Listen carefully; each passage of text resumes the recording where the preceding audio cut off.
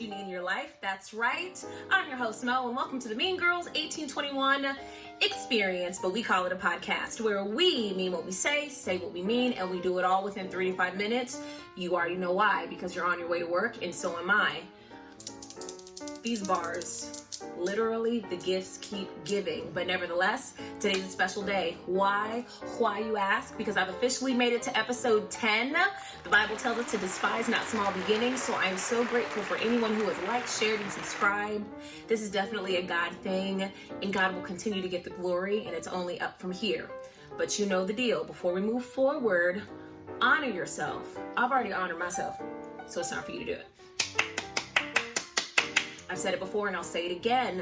One small step is better than no step. And even if all you could do was, that's good enough for me. The premise of this podcast is to operate in truth. So each and every Friday via my YouTube channel or your podcast app, I'm going to encourage you to do 3 things. Number 1, show up fully, because those who mind don't matter. And those who matter truly don't mind. To walk with integrity, and last but not least, to reflect. Because beloved, sometimes the issue is us. So without further ado, let's begin today's episode. Today's episode is a little bit different. It's a little bit more reflective because we reflect around here, okay? I was inquiring within myself and with the Lord, what kind of woman am I, right? I know we are made in the image of God. I know we are fearfully and wonderfully made. And although those concepts are true, the question still becomes for me, what kind of woman will I be? See, God makes no mistakes. That includes everything about you. From your personality, your intelligence, even the way you look.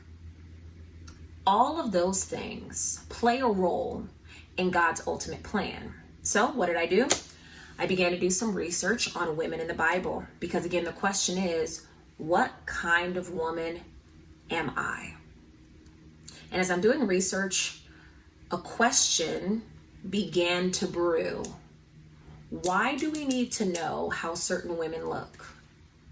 Like, why is that included for certain women? What role would beauty have in God, the Supreme One's ultimate plan? And 2 concepts came to mind. Number 1, God is not ignorant to the power of appearance. It's been that way since the beginning of time. And let's be real, we know beautiful, influential people who occupy places and spaces that their character and talent cannot sustain. Oh, Jose, can you see? What? No, I didn't watch all of it. It was just all across my timeline. God is not ignorant to that. He's not ignorant to the influence that appearance has on culture. Which leads me to concept number 2. Because in the kingdom, it's all about choice. I began to do research on 2 prolific women, both described as beautiful. The difference was their choices. See, ladies, we have a choice. We can choose to be like Delilah, who chose to use her beauty to manipulate and ultimately lead a man to his demise.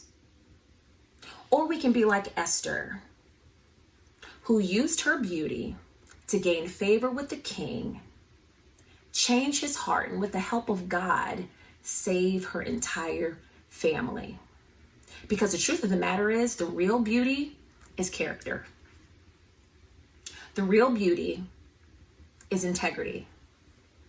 The real beauty is being a child of the King. And although all things work together, even the way you look, the way you use it is up to you. So the question is, what kind of woman are you? Thank you so much for tuning in to the Mean Girls 1821 podcast with me, your host, Mo. Tune in each and every Friday for a fresh episode exclusively found on my YouTube channel or using the podcast app. And always remember, words have power.